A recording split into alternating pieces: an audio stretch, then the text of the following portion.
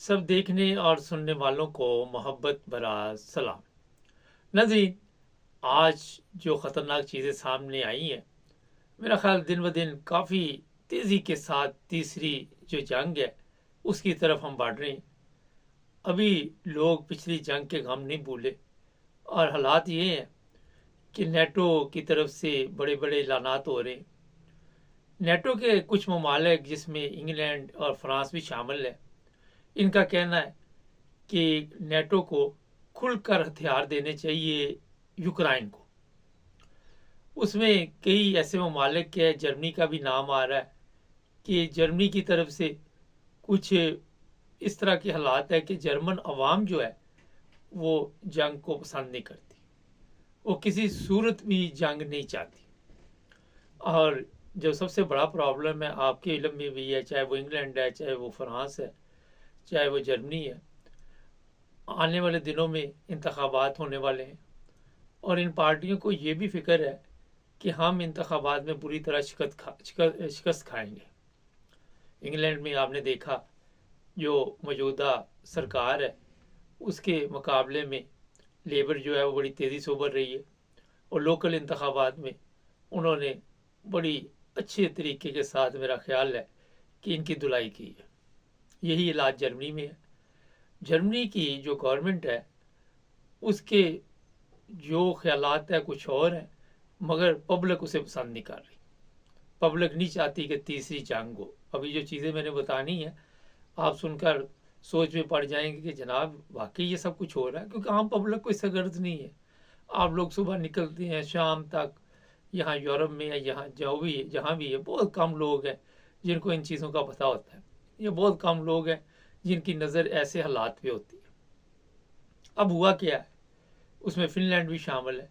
इनका कहना है कि यूक्रेन को हम खुलकर जो भी मदद करनी है, असला है, हथियार है, फौज है नेटो की, वो देनी चाहिए।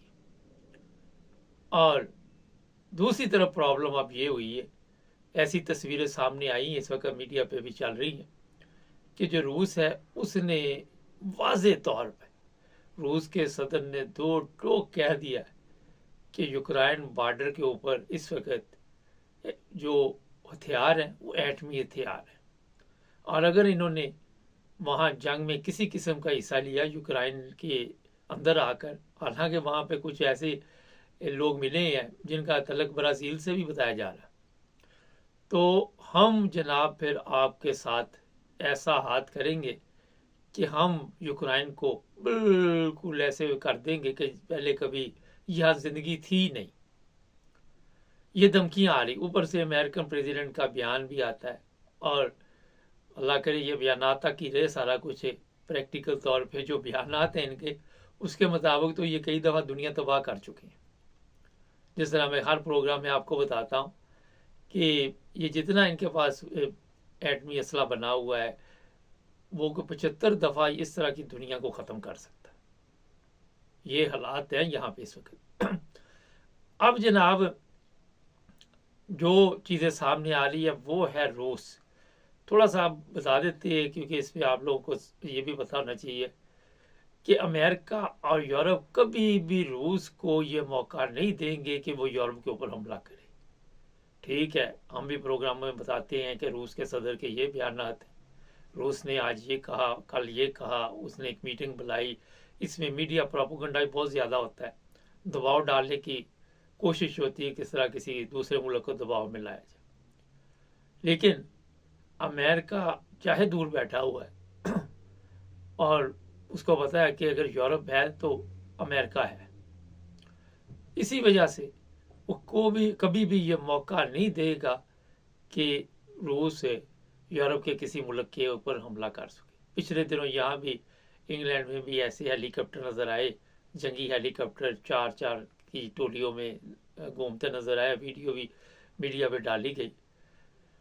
मगर आप ये सोच सकते इस वक्त कि जो अमन सुकून आम तौर पर होना चाहिए ममालिक में, आज भी मेरे एक दोस्त थे, मैं उनके पास बैठा हुआ था, चार्टर्ड अकाउंटेंट थे, वो कहने लगे यार मुझे समझ नहीं आ रही ये क्यों ये सब कुछ चल रहा है, ये सब कुछ क्यों हो रहा है।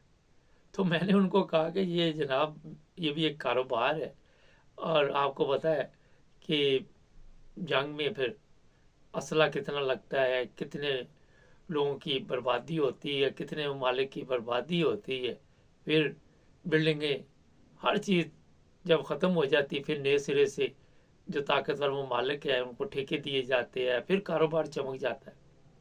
तो ये कारोबार के सिलसिले में लोगों की जान बढ़ी जाती है, लोगों को जानी तौर पे बड़ा नुकसान होता है। इससे बाद अब दूसरी खबर सुन लें।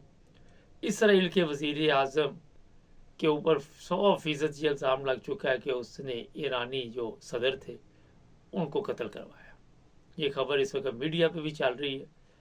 और ये भी मैं आपको बता दूं कि जिस दिन ये काम हुआ था, हमारे चैनल पर सबसे पहले आपको बता दिया था कि ये कत्ल हुआ। कॉमेंट्स में लोग लिखते रहे, जी आप वैसी बात कर रहे हैं, आपको क्या पता। किसी ने एक आधे होते हैं ना, इस वैसे लोग भी तो होते हैं जिसकी वजह से तो ज़ाहिर है पता चल जाता है कि दुनिया में कितने लोग समझदार हैं और कितने उनसे भी ज़्यादा समझदार हैं। बाकी आप भी समझदार हैं, जो मैं समझाना चाह रहा था। तो उन्होंने कहा जनाब नहीं, ये तो एक हादसा था, ये था वो था। पहले दिन सबसे जो प्रोग्राम मैंने किया उसी वक्त खबर दी कि वो कत्ल हो चुकी है। अब वो खबरें बाहर आ रही। अब आपको जब हम बताते हैं कि ये जनाब सब कुछ चल रहा है, इस वक्त जो प्रॉब्लम बन रही है कि नेटो के ममालिक में आपस में भी कुछ इख्तलाफात पाए जाते हैं। कई ममालिक जो है जिनके मैंने नाम लिए, वो कहते हैं जी यूक्रेन में खुलकर जंग की जाए, जो होता है देखी जाएगी। अब अगर इंग्लैंड की बात करें तो इंग्लैंड ने, मेरा ख्याल है कि बड़ा अरसा हुआ कोई ऐसे हालात नहीं देखे। अगर इन्होंने इराक पे जाके हमला किया था तो इनका तो नुकसान नहीं हुआ था अमेरिका के साथ मिलकर। बार बार ये खबरें दे के कि जनाब घरों में चीज़ें डाल लें, ये कर ले वो कर ले, लोगों को एक मैसेज दिया जाता है। आज अगर आप देखें पूरी आलमी दुनिया के जो लीडर हैं, यहाँ तक कि मलेशिया के भी जो है, उन्होंने भी इस चीज़ का खदशा ज़ाहिर कर दिया है कि ये जो तीसरी जंग है वो किसी वक्त भी छिड़ सकती है। प्रॉब्लम इसमें जो आ रही है वो हर दफ़ा बता देते हैं। एक दफ़ा फिर आपको पहले बताया कि अमेरिका चाहता है कहीं पे ये रूस जो है एक ऐसा हमला कोई करे जिसे आप कह सकते हैं एटमी मिसाइल कोई फेंके या एटमी हमला करे, फिर हम इसका कीमा बनाएं। ये इंतज़ार सिर्फ हो रहा है।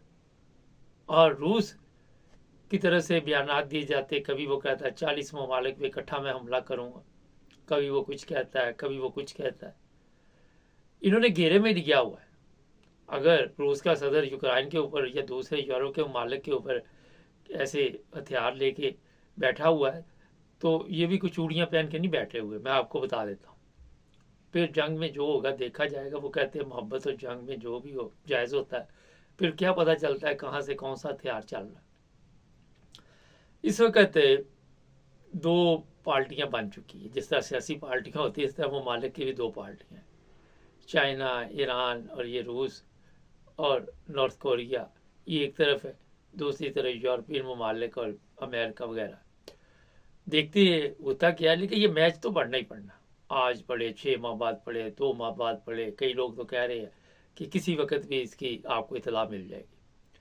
नाज़रीन, हालात हाजरा पे तबसरा करना, बातचीत करना और आपको बताते रहना।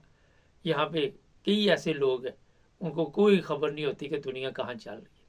हमारे चैनल से जब वो सुनते हैं तो कल भी शायद या आज कल एक बंदा स्टूडियो आया, गुजरते गुजरते कहते यार आपके प्रोग्राम बड़े अच्छे होते हैं और हम लोग बड़ा पसंद करते हैं। तो जनाब हालात हाजरा से आपको ख़बरदार रखना कि क्या होने वाला है, ये 9+ टीवी इंटरनेशनल का काम है। हमारे चैनल को सब्सक्राइब करें, जुड़े रहे हमारे साथ ताकि और भी प्रोग्राम देखते रहें।